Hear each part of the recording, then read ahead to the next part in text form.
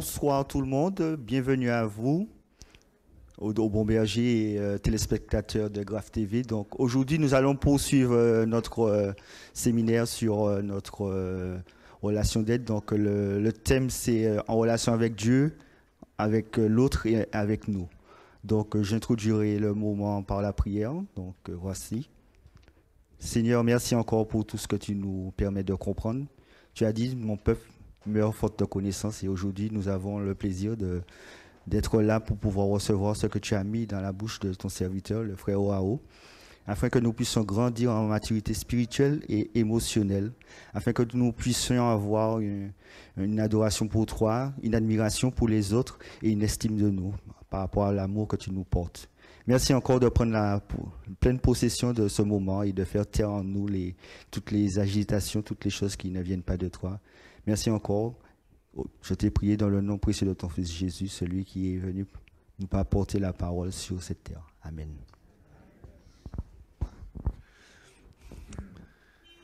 Merci.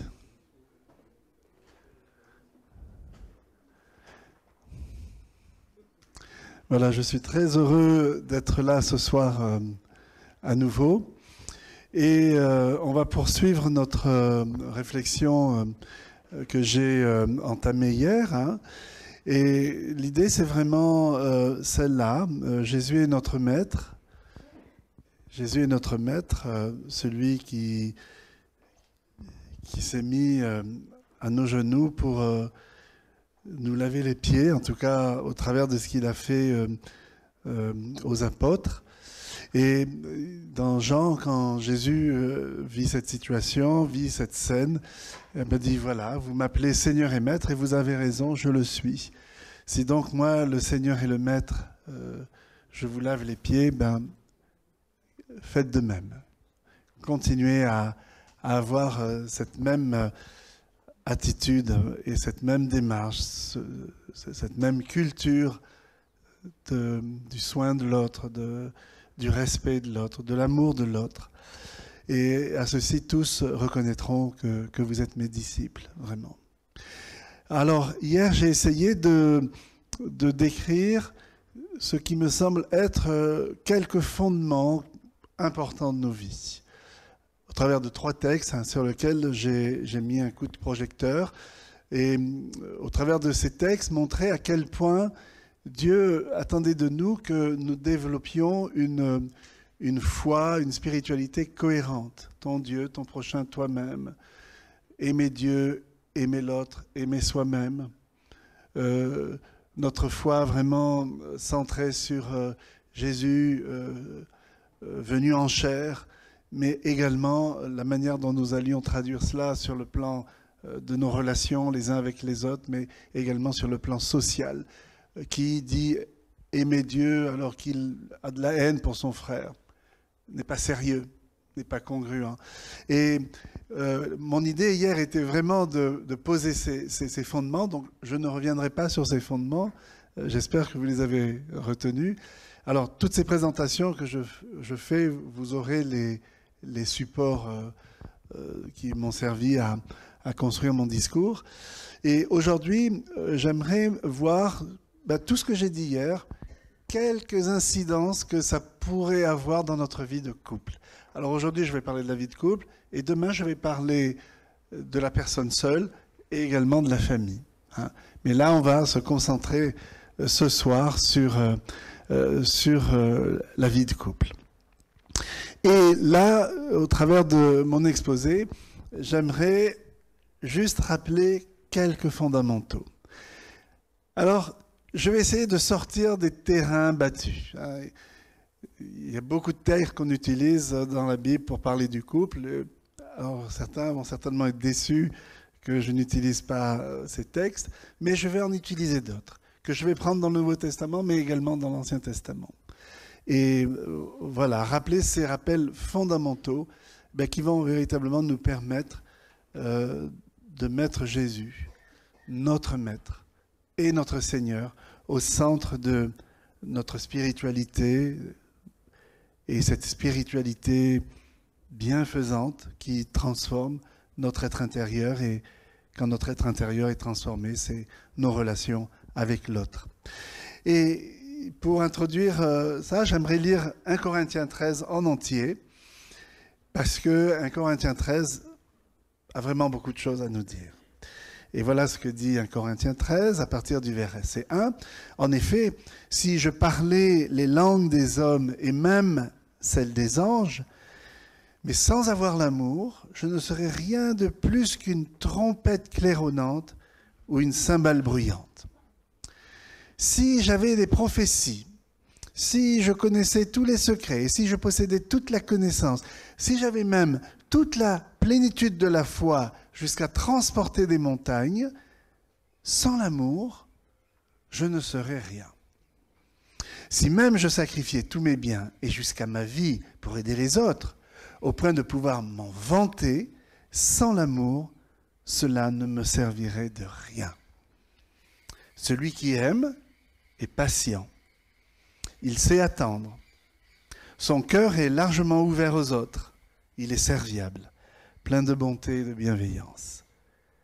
Il cherche à être constructif et il se plaît à faire du bien aux autres. L'amour vrai n'est pas possessif. Il ne cherche pas à accaparer. Il est libre de toute envie. Il ne connaît pas la jalousie. Lorsque l'on aime, on ne cherche pas à se faire valoir. On n'agit pas de manière présomptueuse.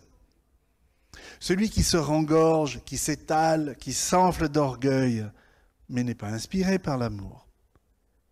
Aimer, c'est aussi se conduire avec droiture et tact. L'amour prend des égards. Il évite de blesser ou de scandaliser. Il n'est pas dédaigneux.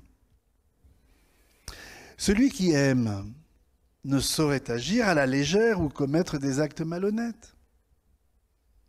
Aimer, ce n'est pas penser d'abord à soi, ni chercher son propre intérêt, ni insister sur ses droits. L'amour n'est pas irritable, il ne s'aigrit pas contre les autres, il n'est pas susceptible, et quand on aime, on ne médite pas le mal et on ne le soupçonne pas chez les autres. Si on subit des torts, on n'en garde pas rancune. Et découvrir une injustice ou voir commettre le mal ne fait pas plaisir à celui qui aime. Il se place toujours du côté de la vérité et il se réjouit lorsque la vérité triomphe. L'amour couvre tout. Il souffre, il endure, il excuse, il sait passer par-dessus les fautes d'autrui. Aimer, c'est faire confiance à l'autre et attendre le meilleur de lui. C'est espérer sans faiblir, sans jamais abandonner, c'est savoir tout porter, tout surmonter. C'est pourquoi l'amour n'aura jamais de fin.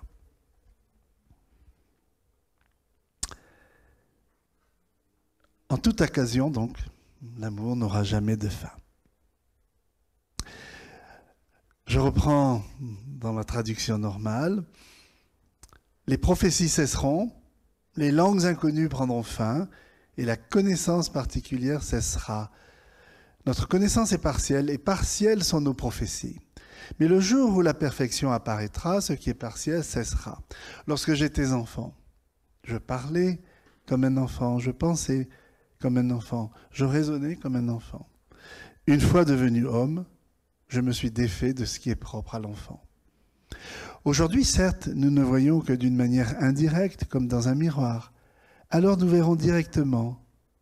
Dans le temps présent, je connais d'une manière partielle, mais alors je connaîtrai comme Dieu me connaît. En somme, 3 choses demeurent, la foi, l'espérance et l'amour. Mais la plus grande des 3, c'est l'amour. Alors vous avez peut-être été surpris de la traduction que j'ai lue. C'est la traduction de Alfred Kuhn, qui est une, comment dirais-je, pas une traduction comme on l'entend, mais une paraphrase où Alfred Kuhn, une transposition, a essayé de rendre toutes les subtilités du grec telles que dans ce texte les choses sont dites. Et c'est très intéressant de voir la manière dont Dieu parle de l'amour. Alors, ce texte est intéressant, vous l'avez vu aussi, parce que là également, il nous montre qu'il ne faut pas faire des séparations et qu'on ne doit pas séparer ce que Dieu a joint. Si j'ai la foi jusqu'à transporter des montagnes spirituelles et que je n'ai pas l'amour, je suis rien. Si j'ai la connaissance de toutes les prophéties et que je suis vraiment quelqu'un qui sait expliquer la Bible, qui sait comprendre, qui sait dire les choses, mais que je n'ai pas l'amour, ben la connaissance ne sert à rien.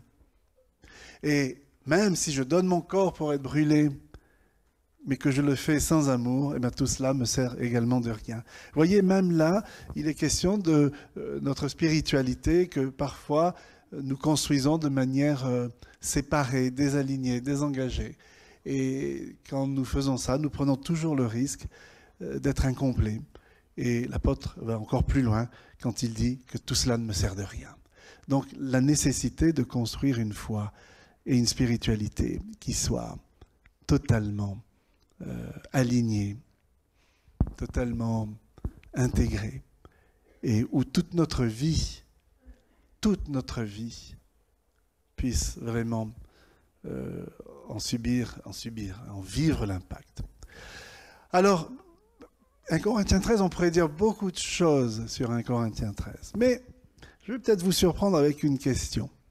Quand on lit 1 Corinthiens 13, et pas seulement les versets 4 à 7, hein, qui sont souvent le cœur de ce que nous commentons, mais ce qui est dit au début et ce qui est dit à la fin, à quoi sert un amoureux ? À quoi sert un amoureux ? Selon 1 Corinthiens 13.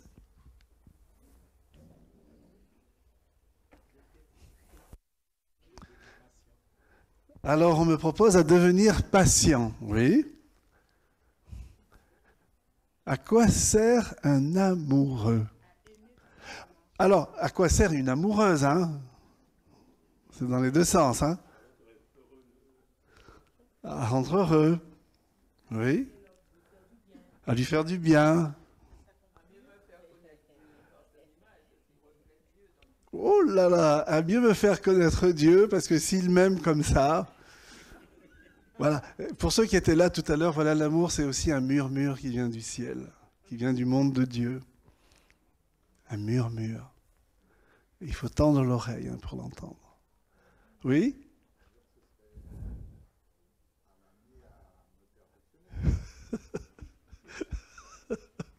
M'emmener à me perfectionner. Ouh là là.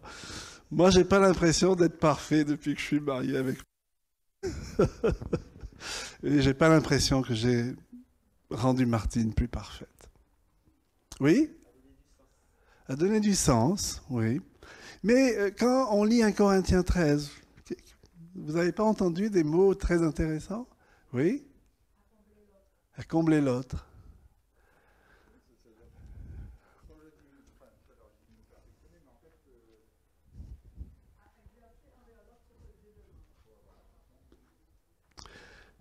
Alors, excusez-moi, pourquoi là on ne voit plus ? Ah, la technique. Ah, voilà, c'est revenu. Voilà ma question. Donc, voilà, à quoi sert un amoureux ? Alors, tout ce que vous dites est très vrai, mais vous vous doutez bien que je n'ai pas entendu la réponse que j'attendais. Alors, je vais essayer de répondre à cette question au travers de ce que dit 1 Corinthiens 13. Pour moi, un amoureux, c'est d'abord une personne adulte. Alors c'est important, hein ? Vous avez noté ce qui est dit à un moment. À un moment, il fait allusion à l'enfant. Quand j'étais enfant, je parlais comme un enfant, je raisonnais comme un enfant, je parlais, je raisonnais, je pensais. Et moi, je trouve très intéressant que Paul fasse allusion à l'enfant et l'adulte quand il vient de parler de l'amour. Alors je me dis, clairement, l'amour, ce n'est pas un jeu d'enfant. Et si il nous faut sortir de l'état d'enfance pour véritablement aimer, hein, quand j'étais enfant, mais quand je suis devenu adulte, j'ai laissé l'enfant de côté. Et pour moi, un amoureux, c'est d'abord un adulte, une personne qui va m'aimer et qui va m'aimer de manière adulte. Là, je ne parle pas de quelqu'un qui va m'aimer de manière enfantine. Hein. Un adulte qui fera tout pour abolir ce qui était propre aux tout petits. Parce que je crois sincèrement que les tout petits ne peuvent pas aimer, comme il est indiqué dans 1 Corinthiens 13. Et cet adulte qui va m'aimer, eh bien, ne sera pas sur le mode enfant immature, enfant gâté ou enfant tyran. Ça, c'est facile d'aimer comme ça. Mais ce n'est pas comme ça qu'un adulte, tel que Dieu les voit, hein. Rappelez-vous, ce qu'on a parlé hier de la croissance, hein.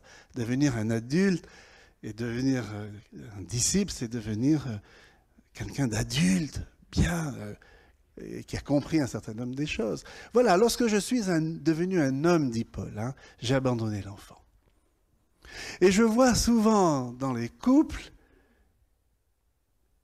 des adultes qui n'ont pas abandonné l'enfant et qui aiment toujours l'autre d'une manière qui n'est pas véritablement adulte. Et l'amoureuse adulte, eh bien, c'est que la manipulation, le chantage affectif, l'immaturité émotionnelle ou la culpabilisation sont des tueurs de couple. Des tueurs de couple. Et le Seigneur ne veut pas que notre couple soit tué. Alors vous connaissez, je ne vais pas reprendre ces thèmes centraux de la Bible. Hein. Cela ne signifie pas seulement quitter son père et sa mère, quitter le domicile familial. Ça ne signifie pas seulement décider d'emporter quelques affaires et d'en laisser d'autres. Quitter son père et sa mère veut dire également quitter l'espace psychique de l'enfance. Quand j'entends la Bible dire un homme quitte son père et sa mère, c'est un homme quitte l'espace psychique de l'enfance. On ne peut pas rester dans l'enfance si on veut véritablement devenir un adulte amoureux. Et cet adulte qui aime de manière adulte, eh bien, va faire le tri de ce qu'il faut conserver dans la transmission familiale, de ce qu'il faut abandonner. Il y a des choses qu'on abandonne, il y a des choses que l'on conserve. Il y a des choses que l'on abandonne culturellement, relationnellement, émotionnellement, et puis il y a des choses que l'on conserve. Et je crois que seul un amoureux adulte va me permettre de faire ça. Transformer ce que l'on garde pour le faire sien et assumer de laisser ce qu'on décide de laisser. Mais pour moi, c'est à ça que sert un amoureux ou une amoureuse, à me séparer correctement de mon père et de ma mère. À me séparer de mon père et de ma mère dans ce que mon père et ma mère me renvoient, en quelque sorte, à l'enfance. Et un adulte amoureux, c'est vraiment quelqu'un qui va m'aider à quitter cet espace psychique. Et vous savez, quitter cet espace psychique de l'enfance, hein, moi je suis surpris que la Bible, quand elle parle du mariage, commence par dire un homme quittera son père et sa mère. En hébreu, c'est un homme abandonnera son père et sa mère. Son équivalent grec, un homme laissera derrière lui son père et sa mère. Vous voyez, il y a vraiment une décision très forte à prendre. Et cette décision n'est pas facile à prendre. Et c'est mon adulte qui m'aime de manière adulte qui va me rendre cette rupture possible, aisée. Il va être un facilitateur, cet adulte amoureux, pour me sortir de l'espace psychique de l'enfance. Alors vous êtes en train de peut-être de penser, mais qu'est-ce que Gérard est en train de nous raconter?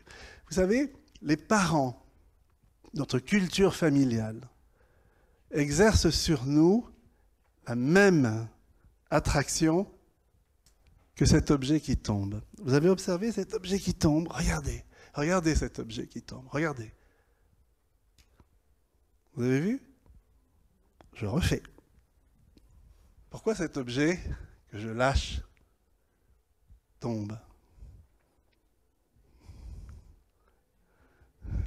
Parce que Dieu a inventé une puissance qui est la puissance de l'attraction, de la gravitation universelle, qui attire tout inexorablement vers...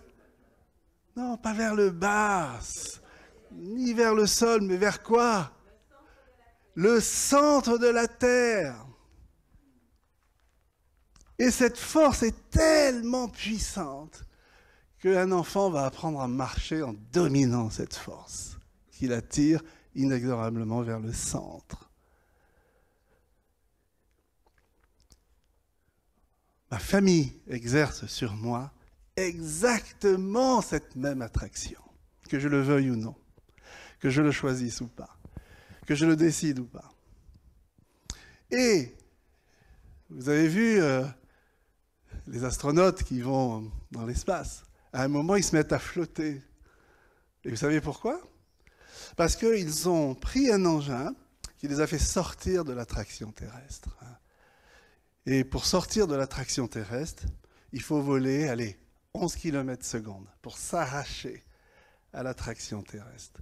Et là, quand tout d'un coup on est sorti de l'attraction terrestre, c'est la légèreté. Eh bien, il n'en faut pas moins pour sortir de l'attraction qu'exerce notre famille sur nous, notre culture, nos traditions, nos habitudes, nos comportements. Ah, à la maison, on faisait comme ça, papa était bricoleur, tu dois être bricoleur, maman était une bonne cuisinière, tu dois être une bonne cuisinière.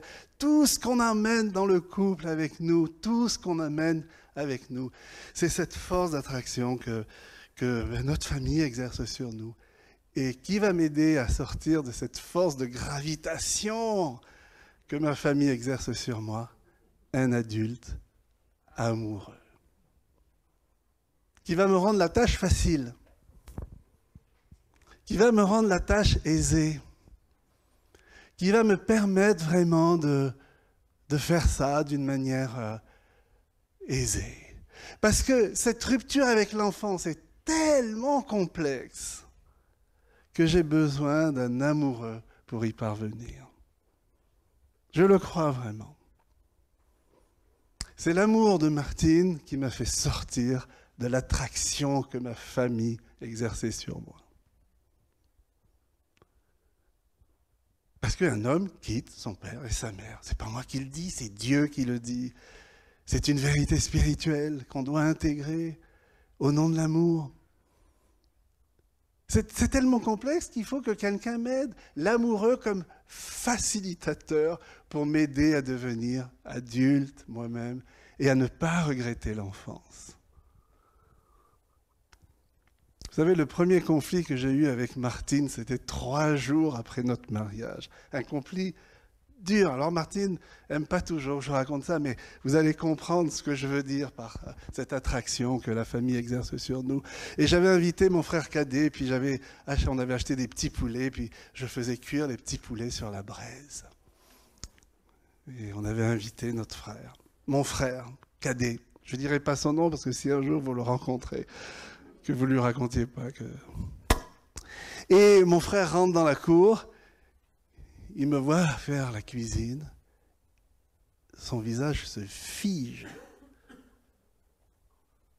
Il me dit rien, il va dans la cuisine, il sort de la cuisine, Martine est dans la cuisine, il ressort de la cuisine et il revient à côté de moi.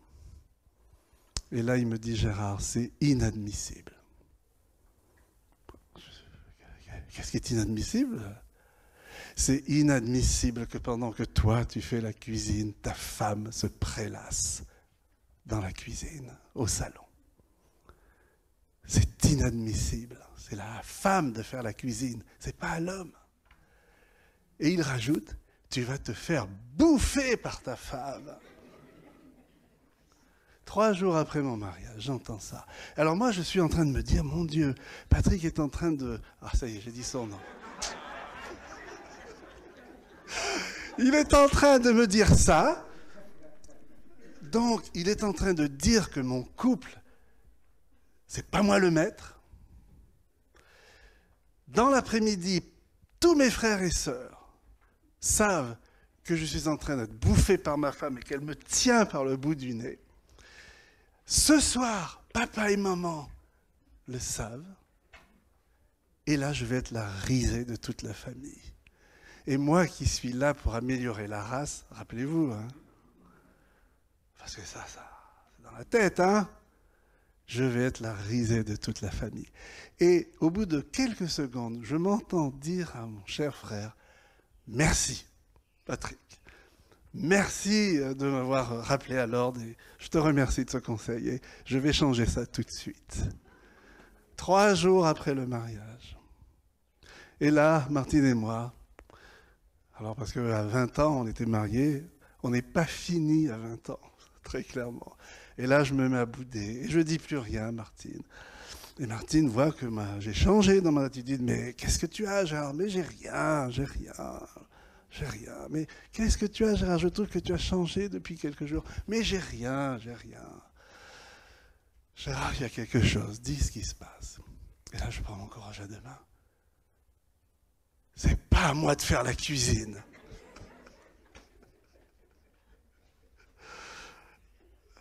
Martine entend ça, il dit, mais c'est quoi ça? C'est pas à moi de faire la cuisine. Ça, c'est ton travail, c'est pas le mien. Qui t'a dit ça? Enfin, pourquoi tu viens à dire ça? Et là, je lui raconte mon entretien avec Patrick. Et là, je vois Martine, ma pauvre Martine, s'effondrer en larmes. Alors, la première question qu'elle me pose, mais elle me dit, mais tu as quand même dit à ton frère que c'est moi qui ai préparé les poulets dans la cuisine. Ah, je lui dis, non, j'ai pas dit ça. Tu as quand même dit à ton frère que c'est moi qui suis allé acheter les poulets. Ah non, j'ai pas dit ça non plus. Tu as quand même dit à tes frères que c'est moi qui ai préparé tout le repas et que c'est toi qui as désiré faire les poulets aux grilles. Non, j'ai pas dit ça. Et là, elle me dit donc, tu m'as sacrifié sur l'autel de ta tribu. Et là, elle s'est mise à pleurer en me disant, Gérard, tu es un homme superbe. Je suis content de t'avoir connu. Mais si tu me sacrifies comme ça au bout de 3 jours pour sauvegarder ta loyauté vis-à-vis de ta famille, ben dans 6 mois, notre mariage est mort. Et là, je me suis dit, j'ai peut-être raté quelque chose. Et c'est pour ça que je suis devenu conseiller conjugal. Et oui, la rupture avec l'enfant, c'est compliqué. Et j'ai besoin d'un amoureux adulte qui va me faire du bien. Hein. Et l'apôtre Paul va même jusqu'à dire, celui qui aime sa femme s'aime lui-même. S'aime lui-même. Vous voyez, cette l'idée que la Bible se fait de l'amour est un amour très rationnel.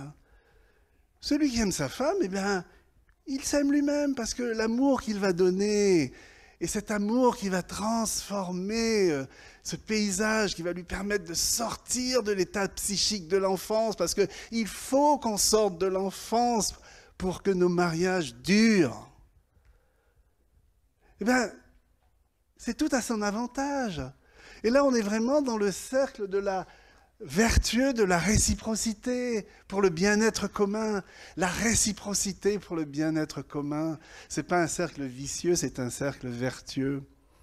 Et que l'apôtre Paul dise ça dans 1 Corinthiens 13, moi je trouve ça incroyable. En tout cas, c'est comme ça que je le lis. C'est surtout comme ça que je me dis, mais qu'est-ce que l'enfance vient faire dans cette histoire de l'amour? Il nous parle de l'amour, et puis tout d'un coup, il nous parle de l'enfance. Et que pour devenir adulte, il faut abolir l'enfant. Parce qu'un enfant ne peut pas aimer comme ça. Et que c'est important qu'il devienne adulte. Et il y a dans la Bible cette expression de l'efficacité relationnelle et sociale et la rentabilité du couple. C'est l'Ecclésiaste qui le dit, 2 valent mieux qu'1, parce qu'ils ont un bon salaire de leur travail, car si l'un tombe, l'autre relève celui qui est tombé. La corde à 3 brins ne rompt pas facilement.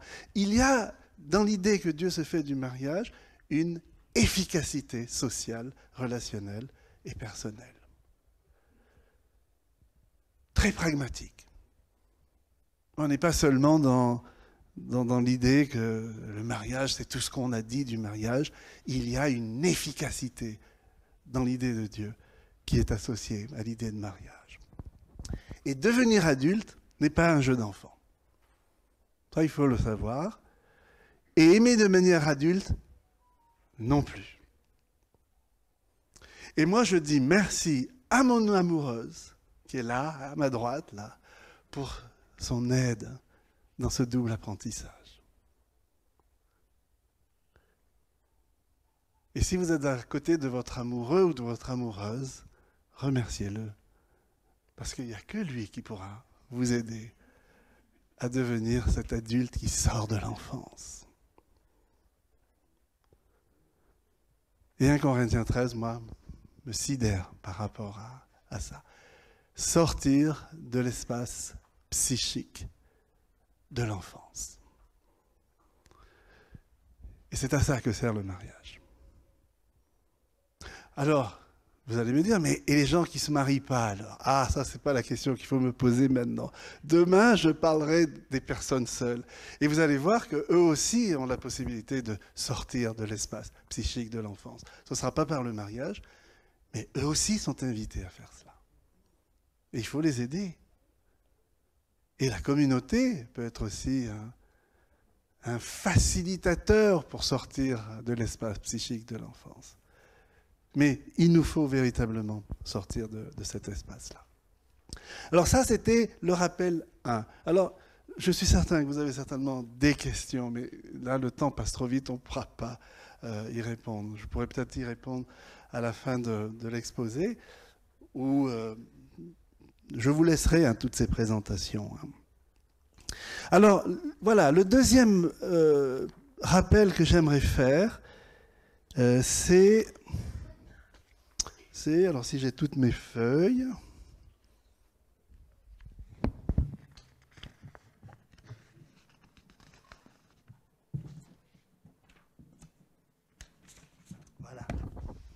Voilà, rappel 2, c'est la réciprocité.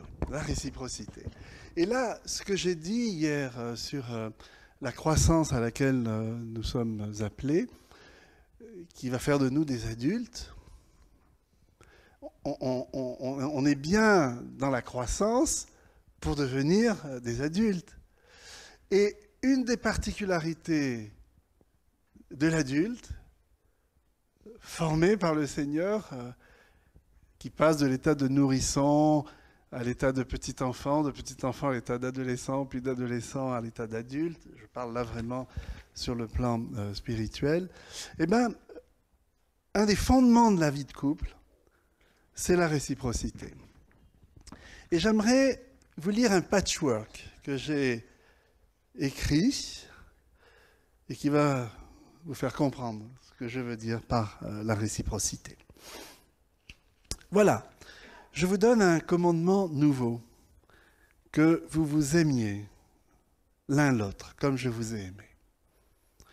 Que vous aussi, vous vous aimiez l'un l'autre. Alors, la Bible dit souvent les uns les autres, mais ce qui s'applique aux uns aux autres s'applique bien sûr à la relation de couple. Ne devez rien à personne si ce n'est de vous aimer l'un l'autre. Car celui qui aime l'autre a pleinement accompli la loi.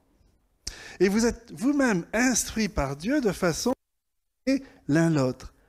Vous avez purifié vos âmes en obéissant à la vérité pour pratiquer un amour fraternel sans hypocrisie. Aimez-vous l'un l'autre d'un cœur pur, avec constance, et que l'amour fraternel vous lie d'une mutuelle affection et rivalisez d'estime réciproque.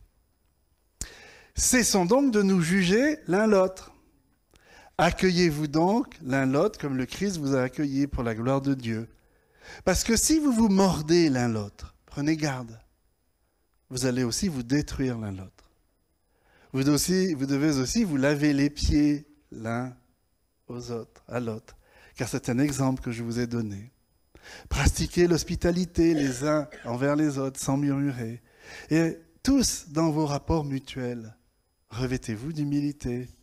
Parce qu'à plusieurs, nous sommes un seul corps en Christ, étant tous membres les uns des autres, afin qu'il n'y ait pas de division dans le corps, mais que les membres aient un commun souci l'un de l'autre. Que chacun dise la vérité à son prochain, car nous sommes membres l'un de l'autre. Et ne vous accusez pas l'un l'autre, frères et sœurs. Ainsi donc, quand vous vous réunissez pour manger, attendez-vous l'un l'autre. En toute humilité et douceur, avec patience, supportez-vous l'un l'autre. Dans l'amour, supportez-vous l'un l'autre. Et si l'un a un grief contre l'autre, pardonnez-vous mutuellement, comme le Christ vous a pardonné. Faites de même, vous aussi. Soyez bons l'un envers l'autre. Ayez du cœur. Pardonnez-vous mutuellement, comme Dieu vous a pardonné en Christ. Reconnaissez donc vos péchés l'un devant l'autre et souhaitez-vous du bien les uns aux autres pour que vous soyez guéris. Mais par amour, mettez-vous au service l'un de l'autre. Portez les fardeaux l'un de l'autre et vous accomplirez ainsi la loi du Christ.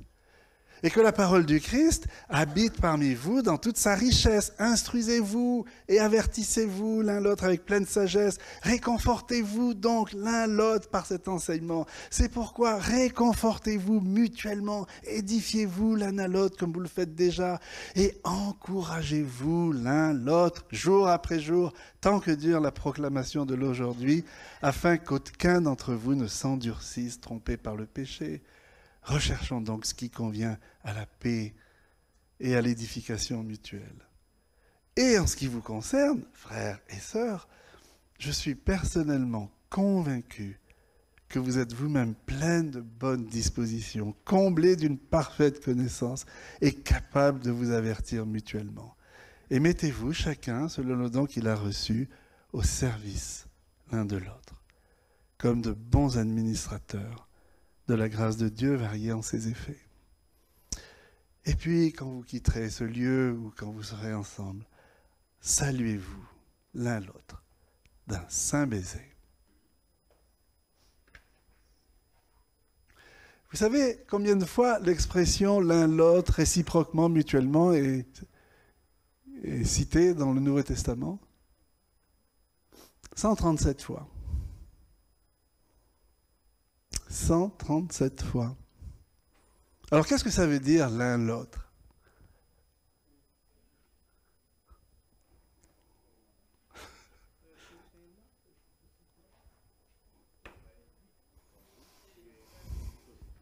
Réciprocité. La charte du royaume de Dieu pour que nos relations soient bonnes, c'est la réciprocité. Et au travers de toutes ces exhortations sur la réciprocité, qu'est-ce que le Seigneur me dit à moi? Il me dit, Gérard, tu as à faire quelque chose pour que la relation soit bonne. Tu as à faire quelque chose de ta propre volonté, intentionnellement, de ta propre décision, et personne ne pourra le décider pour toi. C'est une décision que toi, tu dois prendre pour toi. Ne demande pas à ta femme de faire tout ça. C'est son problème avec Dieu d'avoir envie de le faire, d'avoir le désir de le faire. Toi, occupe-toi de toi. Fais ce que tu as à faire dans la relation pour que la relation soit bonne. Et vous avez vu, dans les exhortations de Paul, il y a à la fois du négatif et du positif. Priez l'un pour l'autre, portez le fardeau l'un de l'autre, soumettez-vous l'un à l'autre, exercez l'hospitalité l'un envers l'autre, mais aussi ne vous jugez pas l'un l'autre, ne vous mordez pas l'un l'autre, ne vous mentez pas l'un l'autre. Voyez ? C'est toute notre vie qui est impliquée dans la réciprocité, pour le bien et contre le mal. Et chacun doit faire quelque chose. Est-ce que quelqu'un a un foulard?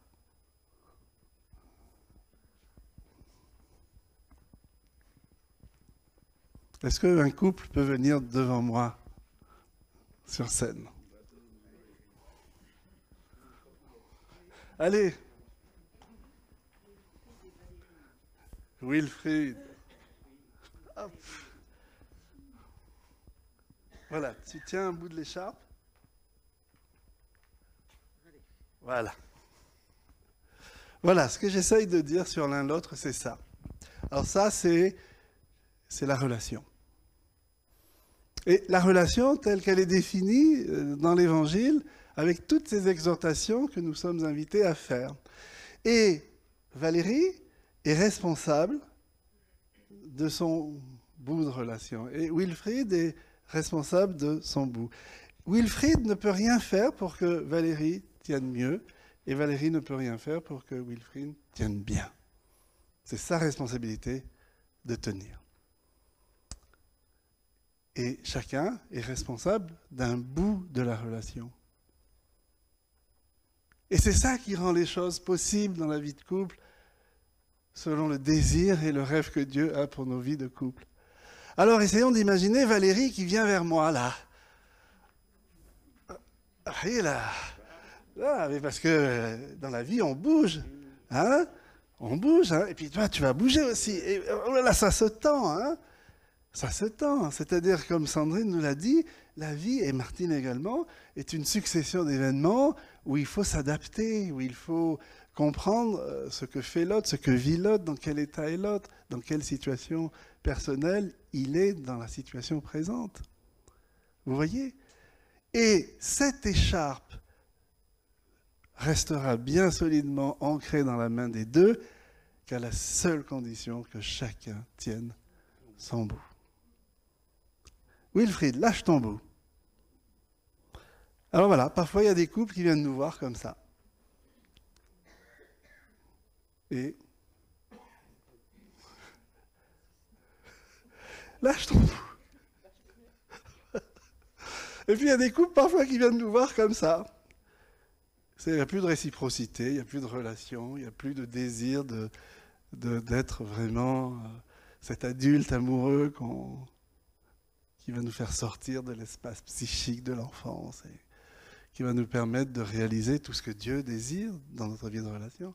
Et dans la relation d'aide, il va falloir aider chacun à reprendre son bout. À reprendre son bout.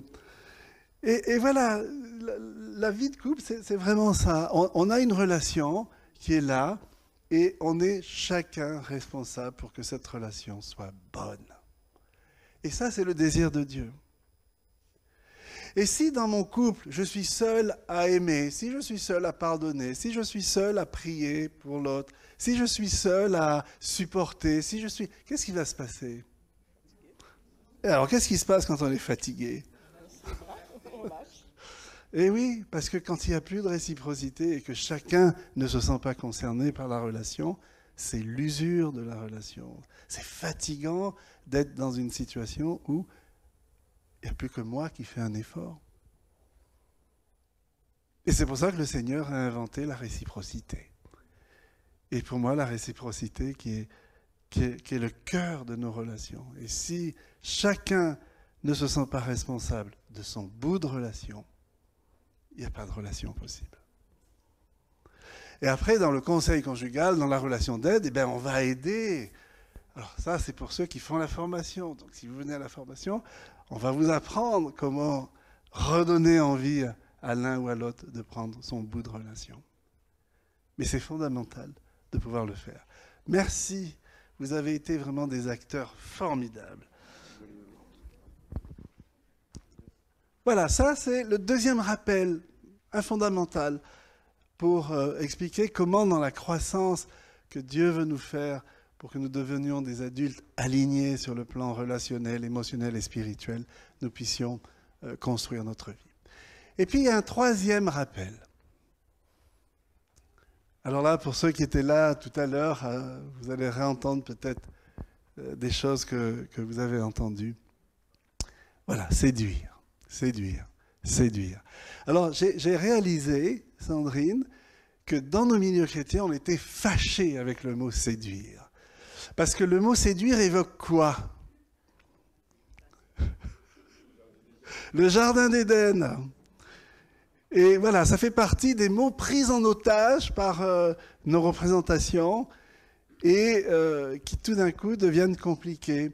Eh bien, pour qu'un couple d'adultes amoureux tel que Dieu le veut reste un couple amoureux, eh bien, il va falloir séduire, séduire et toujours séduire. On ne peut pas construire un couple dans la durée sans séduction, ne jamais cesser de séduire son amoureux ou de son amoureuse. Et voilà, alors pourquoi j'aime bien ce mot, c'est parce que Dieu a ce mot lui-même dans sa bouche quand il parle dans Osée de sa chérie, qui s'appelle Jérusalem. Et Jérusalem qui est vraiment pas une femme facile. Et voilà ce que dit Dieu. Et quand je lis ce que Dieu dit là, je le vois dire ça comme un amant éploré, qui ne sait plus quoi faire. Qui ne sait plus quoi faire. Comment vais-je pouvoir conquérir le cœur de cette femme que j'aime? Je l'ai dit cet après-midi, le langage amoureux de ce qui se passe dans la vie des couples, c'est souvent le langage que Dieu prend à son compte pour dire de quelle manière il nous aime. Vous voyez, le couple qui revient souvent comme métaphore de la tendresse et de l'amour de Dieu. Voilà, je vais la séduire, dit le Seigneur, je la conduirai au désert, je parlerai à son cœur, je lui donnerai une porte d'espoir, et elle y répondra. Et elle m'appellera, tu m'appelleras mon mari, et non plus mon maître, mon Baal. Et je briserai l'arc, l'épée et la guerre. Je te fiancerai à moi pour toujours, dit Dieu. Je te fiancerai à moi pour toujours. Mais pour qu'on reste fiancé et ainsi tu connaîtras le Seigneur, eh ben, c'est que la séduction qui nous permet de rester dans cet état-là. C'est que la séduction. Et beaucoup de couples voudraient continuer à durer paisiblement et harmonieusement sans séduction. Mais est-ce possible? Est-ce possible? Et je l'ai montré tout à l'heure, la dame du Cantique des Cantiques, vous prenez ce que Dieu dit dans Osée et vous prenez ce que dit cette femme dans le Cantique des Cantiques et vous avez le même mouvement. Je suis à mon bien-aimé et son désir se porte sur moi. Viens mon bien-aimé, sortons dans les champs, passons les nuits dans les villages. Au petit matin, nous irons dans les vignes, voir si la vigne bourgeonne, si la fleur s'ouvre, si les grenadiers fleurissent. Là, je te donnerai toutes mes caresses. Cantique des Cantiques, chapitre 7, versets 11 à 13. Alors, je faisais remarquer une chose tout à l'heure. Quand la Sulamite dit « Je suis à mon bien-aimé et son désir se porte sur moi », c'est la malédiction enlevée du livre de la Genèse, quand suite à la faute de Adam et Ève, Dieu dit à la femme, tes désirs se porteront sur ton mari et lui dominera sur toi. Et j'ai précisé, ce n'était pas un mandat que Dieu donnait à l'homme de dominer sur la femme. C'est les conséquences du chaos relationnel dans lequel nous met le péché. Et là, grâce à l'amour, on inverse la malédiction. Cette femme peut dire à son chéri, je suis à toi et ton désir se porte sur moi. On sort de la domination, on sort des abus d'autorité, des abus de pouvoir, la manière dont parfois les relations se construisent dans le couple. Et je trouve extraordinaire que grâce à l'amour, on inverse la malédiction de domination du rapport entre l'homme et la femme que la Genèse constate. Grâce à l'amour. C'est incroyable. Alors, la séduction. Lève-toi, mon ami, ma belle, et viens. Alors, quelques versets du Cantique des Cantiques que vous connaissez. Il prend la parole, mon bien-aimé. Il me dit, lève-toi, mon ami, ma belle, et viens, car l'hiver est passé. La pluie a cessé, elle s'en est allée. Dans le pays, les fleurs paraissent. Le temps de chanter est arrivé. La tourterelle se fait entendre dans notre pays. Fais-moi voir ton visage. Fais-moi voir ton visage. Fais-moi entendre ta voix, car ta voix est douce et ton visage joli. Elle, mon bien-aimé, est à moi et je suis à lui. Elle le dit plusieurs fois. Il paît parmi les lys avant que souffle la brise du jour et que les ombres fuient. Va et reviens, mon bien-aimé. Sois semblable à la gazelle au fond des biches sur les montagnes escarpées. Voyez cette invitation, va et reviens. On n'est pas dans une prison, on n'est pas dans un carcan, dans cette démarche de séduction et d'amour qu'on entretient. Lui, j'entre dans mon jardin, ô Marieux, ma sœur, je recueille ma myrrhe avec mes essences odoriférantes, je mange mon miel avec mon miel, je bois mon vin avec mon lait, je bois mon petit punch avec le sucre et le bon sirop. Vous voyez?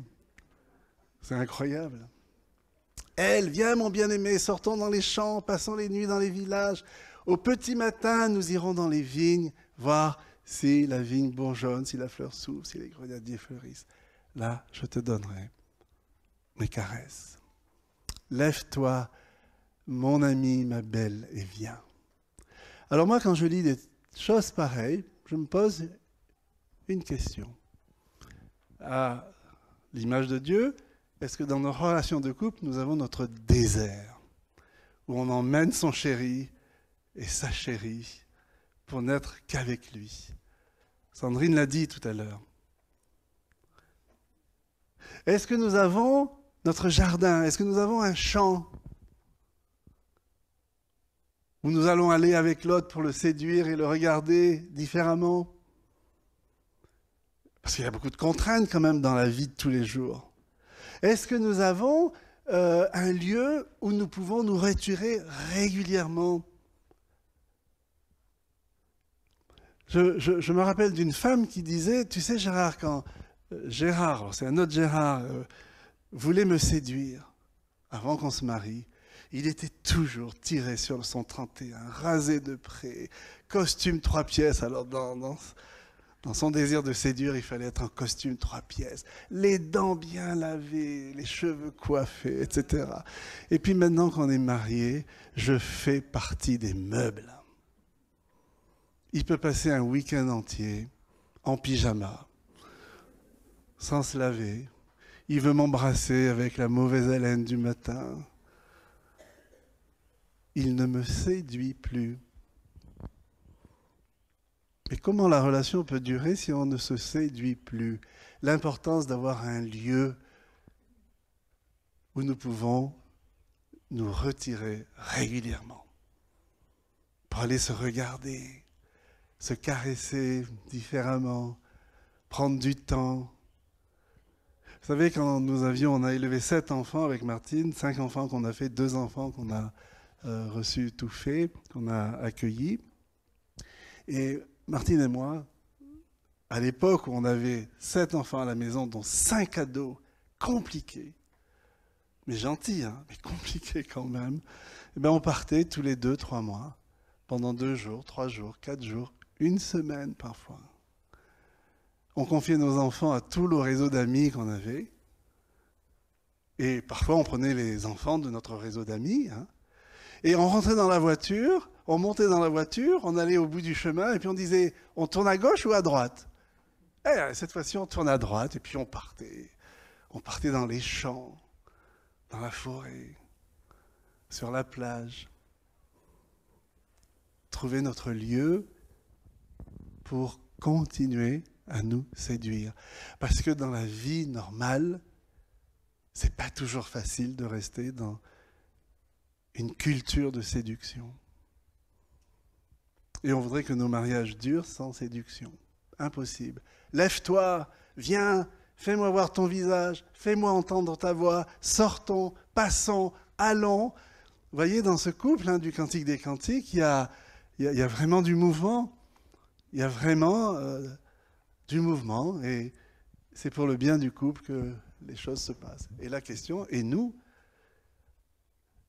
est-ce que dans notre relation de couple, on continue à se séduire? Là, il faut répondre à cette question. Hein, et quand vous allez rentrer chez vous, on aimerait que vous en parliez. Parce que avec des invitations comme celles que nous fait le Seigneur, on doit répondre. Rappelez-vous ce que j'ai dit hier, hein, l'obéissance on n'obéit que si on aime ce que Dieu nous demande. on aime. Il a raison de nous demander ça. C'est pour notre bien, donc il n'y a pas de raison qu'on se prive de se faire du bien. Et c'est lui qui nous invite à ça. Continue à séduire. Alors là, je vais passer un peu vite en tricotant les 3 amours. Alors, c'est important, quand on parle d'amour, de bien comprendre les différents mots que la Bible utilise pour parler d'amour. Un des mots qu'elle utilise, c'est le mot philéo. Et philéo, c'est le fondement de l'amitié et de l'affection. Avec philéo, je peux dire à l'autre que je me réjouis de sa présence. Et la devise de philéo, c'est « Je suis heureux que tu existes. Je me sens bien avec toi. » Et heureusement que tu es né. Parce que si tu n'étais pas né, qu'est-ce que le monde serait vide? Philéo dit « Assieds-toi à côté de moi, écoute-moi, j'aime qui tu es, je t'écoute, je te vois, j'aime te parler. » Et philéo ne se déploie pas dans la passion frénétique, mais dans la vie quotidienne et dans la douce conversation. Philéo. Alors, je cite là quelques versets bibliques, mais il y en a d'autres qui nous permettent de... Et ce mot est souvent utilisé dans la Bible quand elle parle d'amour. Et puis, il y a un deuxième mot qui est agapé. Alors, on l'a vu, agapé. Alors là, je vous mets toutes les nuances d'agapé dans la Bible. Toutes les nuances d'agapé. Et on a traduit agapé, agapéo, agapan par amour ou aimer, alors qu'on aurait dû traduire ce mot par manifestation d'amour. Agapé, voilà, c'est un amour qui prend des initiatives, qui agit, qui n'est pas passif, qui tient bon son bout de relation. Il se manifeste, il se démontre. Ce qu'on a lu dans 1 Corinthiens 13, il tend à s'exprimer en parole, en geste. Il aime que son amour se voit. Il ne peut pas rester caché, son amour. Il apprécie l'autre, il fait grand cas de l'autre. Il le tient en haute estime. Tout ça, c'est des idées empruntées à la Bible. Et c'est un amour de profond respect qui s'allie souvent à l'admiration. Et agapé relie des gens de conditions différentes. Et agapé, sa particularité, c'est qu'il ne se fait pas d'illusions sur l'autre. Il n'attend pas que l'autre soit parfait pour l'aimer. Agapé va établir les conditions d'une relation possible. Il me permet d'aimer l'autre en dépit de ses défauts, de ses faiblesses ou de ses manques, et il crée les conditions d'une relation possible. On va continuer à séduire l'autre en mettant en œuvre un petit peu, en tout cas, ce que la Bible nous demande. Et puis, la troisième idée concernant l'amour, et là on le voit bien dans le Cantique des Cantiques, c'est le désir érotique, qui correspond à « je te veux, tu es à moi ». Vous avez vu, la Sulamite le dit souvent « je suis à toi, je te désire ». Et cet amour éros tend à absorber l'autre, à assimiler l'autre, il est consommation de l'autre. Et dans le Cantique des Cantiques, toutes les allusions qu'il y a à la consommation de l'autre, c'est quand même incroyable. Il naît et il meurt dans un processus irrépressible de manque, de désir, de satisfaction de ce manque, d'assouvissement, de plénitude, puis de manque à nouveau, et ainsi de suite. Et il me semble que pour nos couples, Dieu veut que nous apprenions à tricoter. À tricoter. À tricoter quoi? Eh bien, à tricoter philéo, agapé et éros.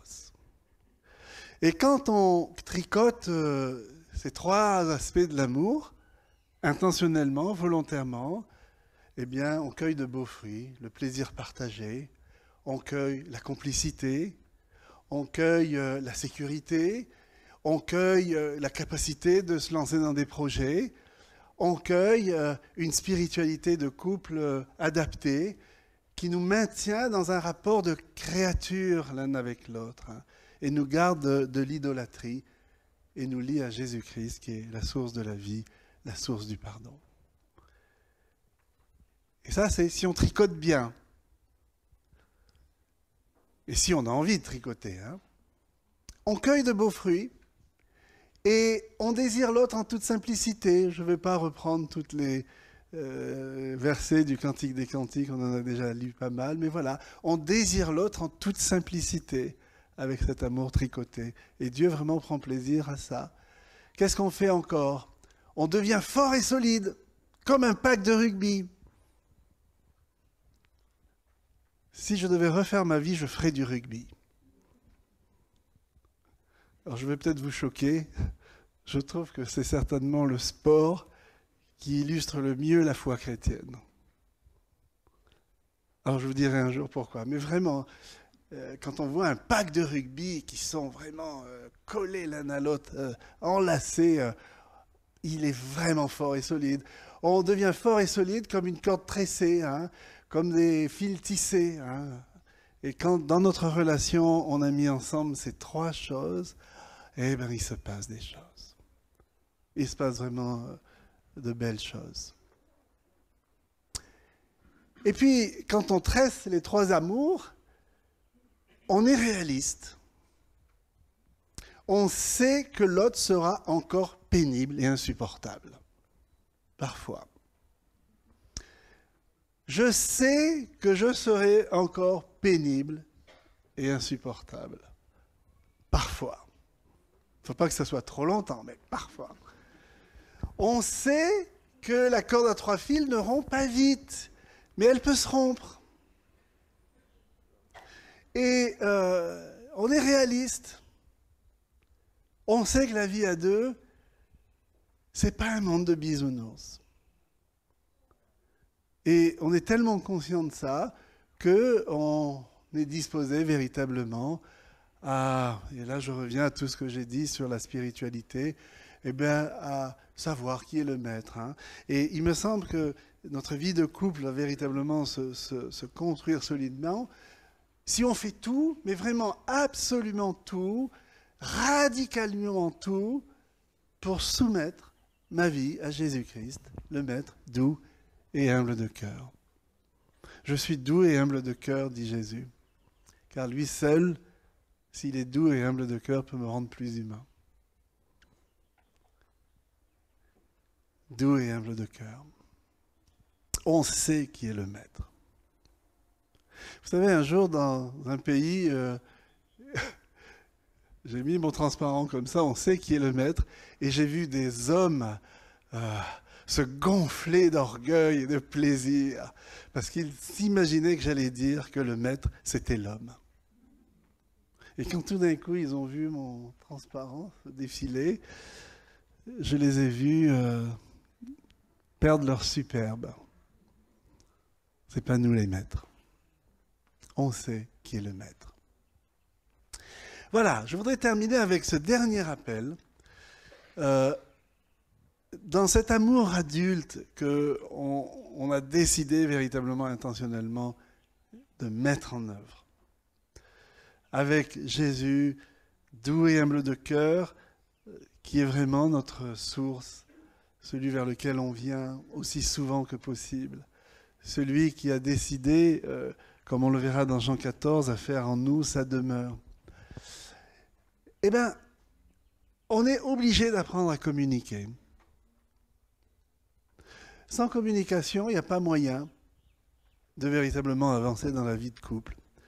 Et je repense à cette phrase un jour que Martine m'a dit, Gérard, tu es insupportable. Tu n'écoutes jamais ce que je ne dis pas.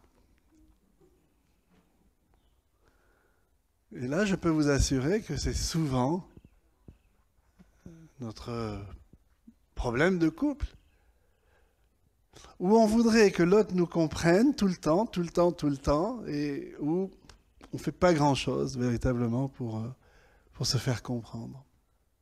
Tu es insupportable. Tu n'écoutes jamais ce que je ne dis pas. Et là, si on avait le temps, on lirait Éphésiens 4, qui est un monument pour nos vies de couple, un monument. Et Éphésiens 4 insiste beaucoup sur la communication, justement. Parlez-vous.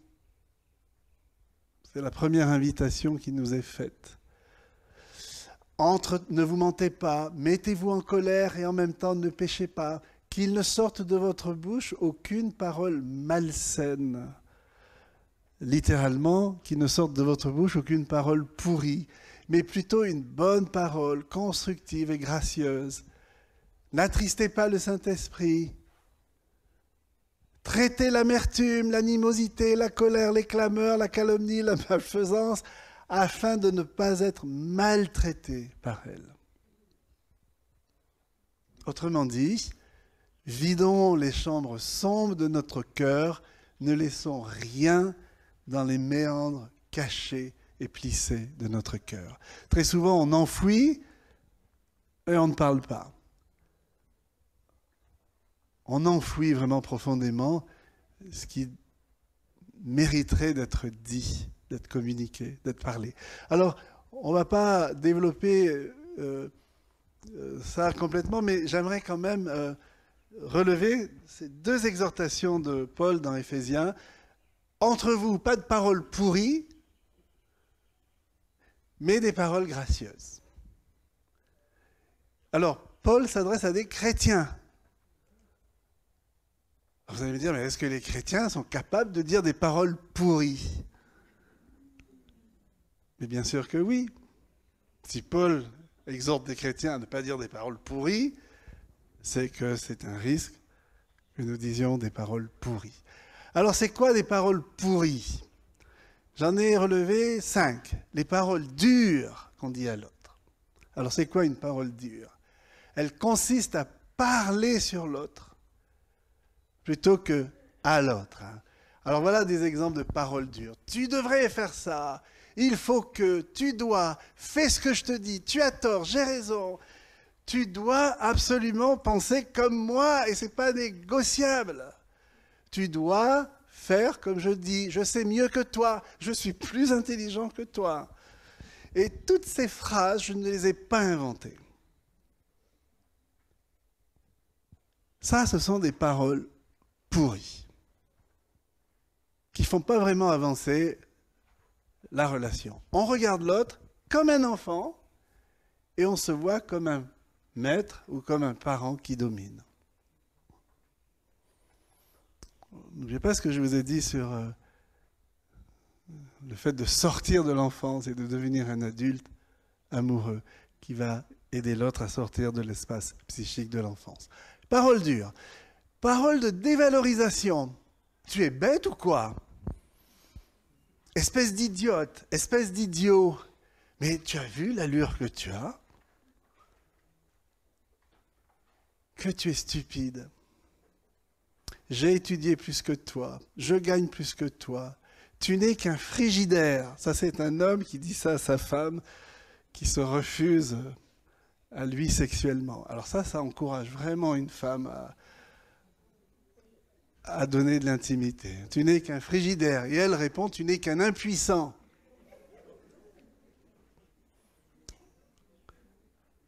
Ma famille a plus de valeur que la tienne.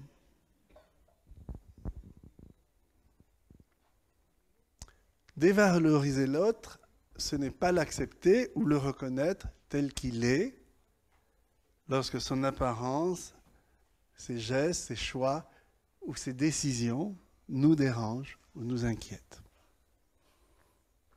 Et là, on dévalorise. Parole pourrie.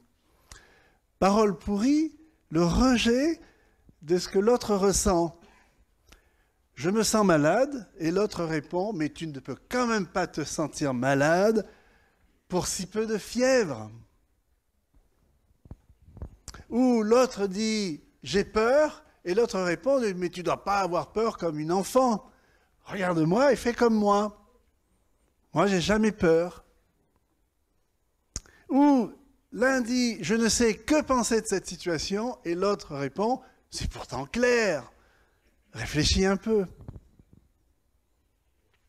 Tout ça, des paroles que j'ai saisies dans les échanges sur les parvis de l'église, dans les séminaires de couple, dans des réunions de famille.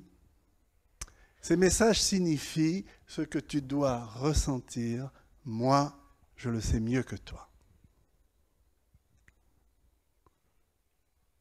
Parole pourrie.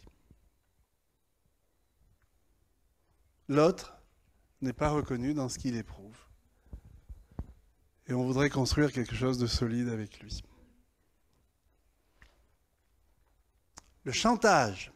Si tu continues comme ça, attends un peu. Moi, je vais t'abandonner. Si tu ne me donnes pas d'enfant, je vais te répudier. Si tu te refuses à moi sexuellement, j'irai voir ailleurs. Si tu n'acceptes pas mon père et ma mère dans l'extension de la maison que je suis en train de faire pour que mes parents viennent habiter chez nous, je ne te donne plus mon corps.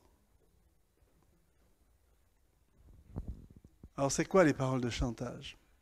Alors, c'est des paroles pourries, on est d'accord, mais direct ou indirect, la menace que l'on fait peser sur l'autre, eh bien, dans ces petites phrases banales, laisse très souvent des traces très profondes dans la vie des gens.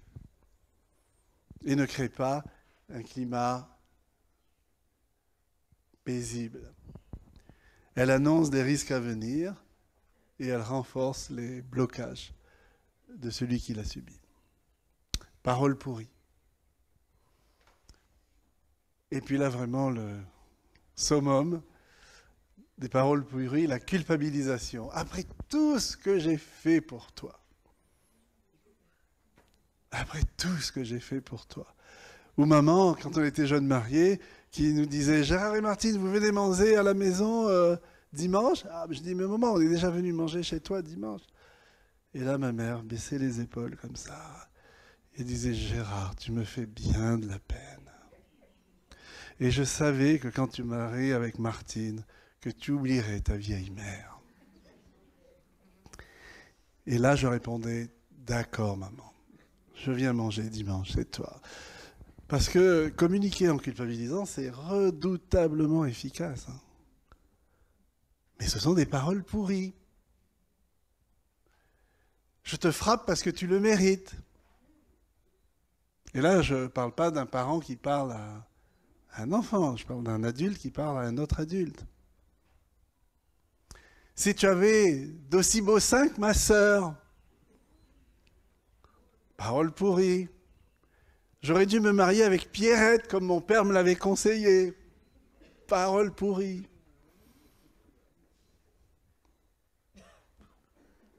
Voilà. Ces paroles-là visent à faire croire à l'autre qu'il est responsable de ma souffrance, du mal-être, du dysfonctionnement, de la situation dans laquelle on est. Et ces paroles sont d'autant plus redoutables qu'on prétend les faire au nom de l'amour, de la foi et dans l'intérêt de l'autre. C'est pour ton bien. Quand je compare tes seins avec ceux de ma soeur, mais c'est pour ton bien. Je me rappelle que la personne qui a dit ça, elle l'a dit en public. Et quand il a vu que tout le monde riait jaune, il a compris que ce n'était pas vraiment une parole à dire. C'est du terrorisme relationnel. C'est Jacques Salomé qui dit ça. C'est du terrorisme relationnel quand on communique avec l'autre avec ces paroles de culpabilisation. Et puis, quand on se parle, il y a également les phrases assassines, hein, la victimisation. Tu ne me regardes pas, tu me méprises. La prise de pouvoir, c'est comme ça et pas autrement, point barre. Quand les gens disent point barre, c'est le mépris. De toute façon, tu ne comprendras jamais rien. Le dénigrement, je n'ai pas 2 enfants à la maison, mais 3. Vous avez déjà entendu cette phrase? L'étouffement, je peux finir toutes ces phrases. Elle est tellement prévisible. La critique vaine, moi, j'aurais jamais fait comme ça. Et puis on le dit avec un petit ton très... Ou la vie intrusive. Moi, je pense que l'abandon, de toute façon, ça ne sert à rien de t'expliquer. Tu es bouché et on fera rien l'isolement, laisse-moi décider seul. Je n'ai pas besoin de toi. Phrase assassine. Et moi, j'aime beaucoup cette idée que l'apôtre nous invite à faire le tri dans nos paroles.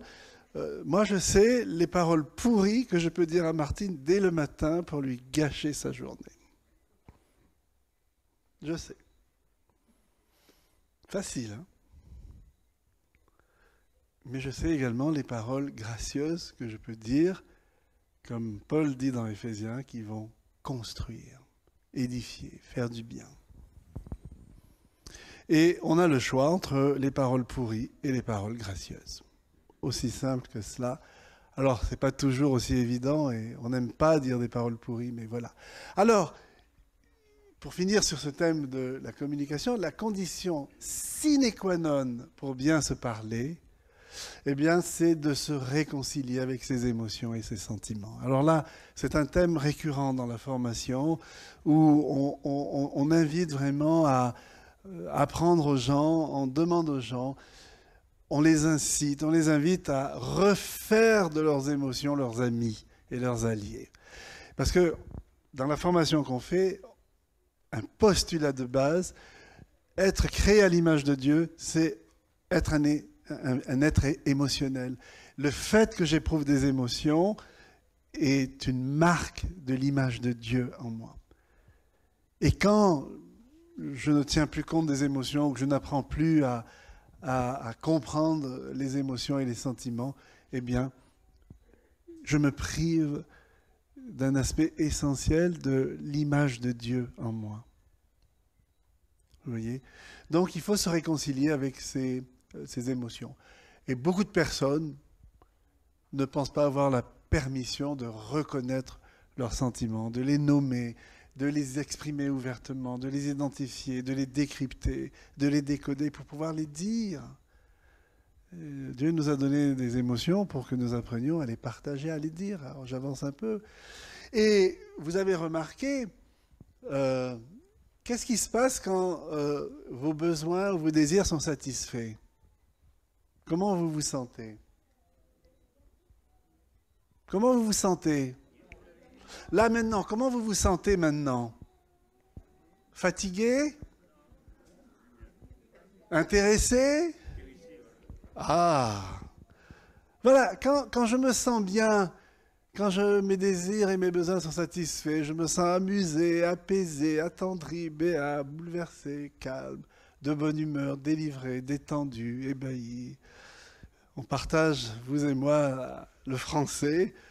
Et le français a un vocabulaire émotionnel étonnant. Alors, on fait attention quand on présente ça dans certaines cultures, ils n'ont pas tous les mots pour exprimer tout ce qu'on peut ressentir.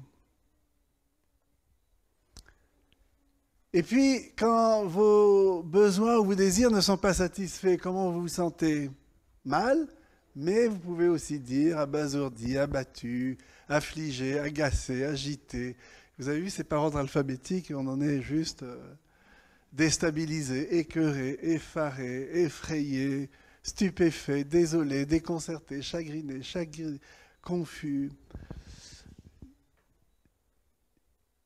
Et ce que nous constatons, en tout cas dans tous les pays où nous faisons de la formation, plus on apprend de vocabulaire émotionnel, et plus on a la capacité de se faire comprendre de l'autre et de dire à l'autre ce qui se passe en soi. Et quand on dit aux gens, vous voulez apprendre à communiquer, déjà réconciliez-vous avec le monde des émotions et apprenez à décrypter les émotions qui sont en vous. Apprenez à décrypter ce qui se passe dans votre vie intérieure. Spiritualité alignée avec notre vie intérieure, émotionnelle et notre vie relationnelle. Je l'ai démontré hier. Et devenir ami avec ses émotions. L'émotion qui est un indicateur du niveau de satisfaction de nos besoins. Il y a un lien très étroit entre nos besoins et nos émotions. Nos émotions se développent sur le terreau de nos besoins. Et nos besoins sont soit satisfaits ou pas. Et la valence de nos émotions, c'est-à-dire si elles sont positives ou négatives, dépend de la satisfaction ou non de nos besoins. Et l'intensité de l'émotion que nous pouvons éprouver renseigne sur l'importance du besoin et sur son degré d'insatisfaction. C'est très important de comprendre le lien entre émotion et besoin. Toutes mes émotions naissent des besoins que j'ai. Et ces besoins n'ont que deux états, satisfaits ou pas satisfaits. Et vont découler toutes les émotions. Alors là, on vous laissera cette présentation. C'est important, alors j'ai parlé du vocabulaire émotionnel, mais de pouvoir peut-être identifier les 9 registres émotionnels auxquels nous sommes tous confrontés les uns et les autres. Il y en a 9 là. Alors certains diront qu'il y en a 6, d'autres 5. Et voilà les 9 registres émotionnels dans lesquels on va trouver toutes les émotions auxquelles nous sommes exposés les uns et les autres. Le registre de la colère, de la tristesse, de la peur, du plaisir, de la joie, de l'amour, de la surprise, du dégoût, de la honte. Voyez ? Et voilà, on a essayé de mettre dans chacun des registres toutes les émotions qui sont liées à ce registre. Tristesse, colère, peur, plaisir, mais également joie, amour, surprise, dégoût, honte. Et si vous vous mettez en auto-observation, eh bien vous allez mettre le doigt sur chacun de ces registres. Et c'est très important si nous voulons bien communiquer avec notre chérie, mais bien communiquer aussi au sein de l'Assemblée, eh bien de pouvoir identifier ces registres. Et dans ces registres, toutes les émotions qui y sont contenues. Et alors, très souvent, on a un problème, comment exprimer nos émotions de façon juste, sans être submergé par des émotions que nous ne contrôlons plus. Là, vraiment, c'est un apprentissage. Et là, j'aimerais juste vous proposer, alors il y a beaucoup de disciplines autour de la communication. Et de tous les modèles de communication que nous avons étudiés, et il me semble qu'elle est profondément biblique, la communication bienveillante. Qu'est-ce que ça veut dire communiquer de manière bienveillante? De manière bienveillante. Et surtout quand on est dans une situation, ou qu'on peut être dans une situation de conflit, ou d'opposition, ou de désaccord. Vous voyez? Et la communication bienveillante comprend 5 étapes. Observer les faits plutôt que juger les gens. Des faits. Rien que des faits. Présumer l'autre innocent et de bonne volonté. Et vous savez quel est le contraire de présumer l'autre innocent et de bonne volonté? C'est le présumer coupable. Ne sortirez jamais d'un conflit en présumant l'autre coupable. Troisième étape, identifier ses propres besoins. Quatrième étape, reconnaître et exprimer les sentiments liés à ses besoins. Et cinquième étape, formuler des demandes claires.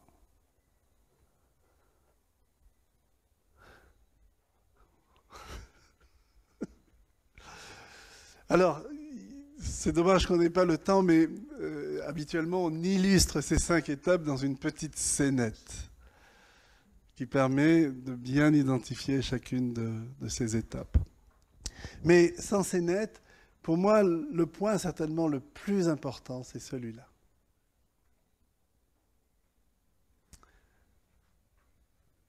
Dans nos rapports, et surtout quand nos rapports deviennent compliqués, conflictuels, difficiles, en tant que couple, et désireux vraiment de mettre en œuvre tous les éléments de cette spiritualité alignée, c'est présumer l'autre innocent et de bonne volonté.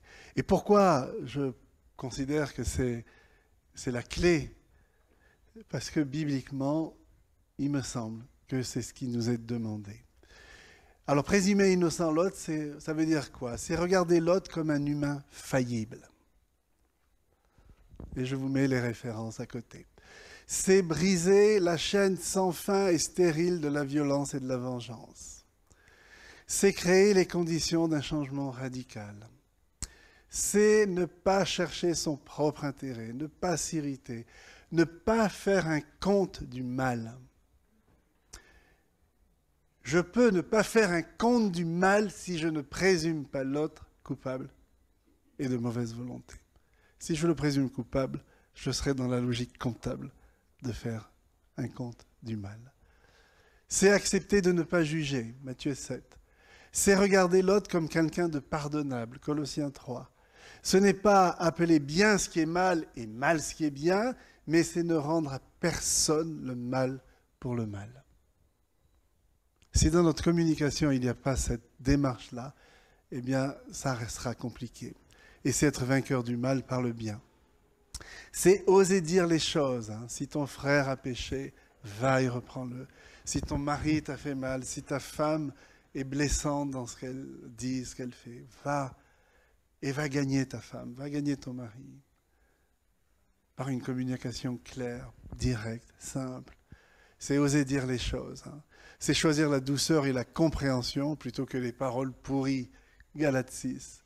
C'est apprendre le Christ et revêtir l'homme nouveau.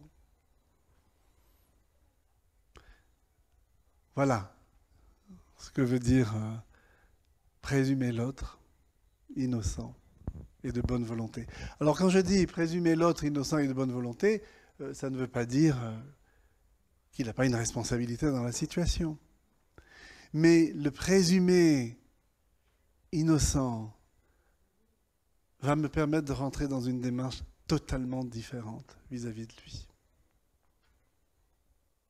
Et il me semble que ça, c'est un fruit aussi de la spiritualité bien alignée, où le spirituel, l'émotionnel et le relationnel vont ensemble. Voilà donc les 6 rappels que je voulais vous proposer ce soir. Alors il y aurait beaucoup de choses encore à dire sur tous ces sujets, mais l'heure m'a rattrapé et ma femme m'a regardé et il faut que j'arrête. Voilà, merci pour votre attention et à la fin des 3 représentations, je vous donnerai tous ces éléments si vous voulez continuer à réfléchir autour de ces thèmes. Que le Seigneur nous bénisse et que le Seigneur fasse de nous des adultes amoureux qui vont aider leurs conjoints à sortir de l'espace psychique de l'enfance qui nous attire comme l'attraction et la gravitation universelle attirent tout vers le centre. Que le Seigneur nous bénisse et je prie.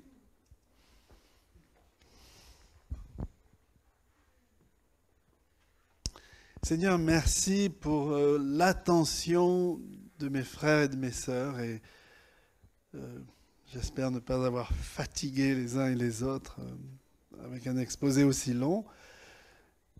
Je te remercie parce que ta parole est bonne, elle est partageable comme on partage du bon pain et elle nous fait du bien quand nous la chérissons, quand nous l'aimons et que nous voulons la comprendre. Seigneur, aide-nous à vivre tout cela et que notre vie reflète ta beauté, ta force, ta joie, et que nos vies se sentent bien avec toi dans ce que tu fais pour nous et avec nous. Je te demande de bénir tous les couples qui sont présents ici. Je te demande pour chacun de mettre en œuvre l'un ou l'autre des rappels. Au nom de Jésus-Christ. Amen.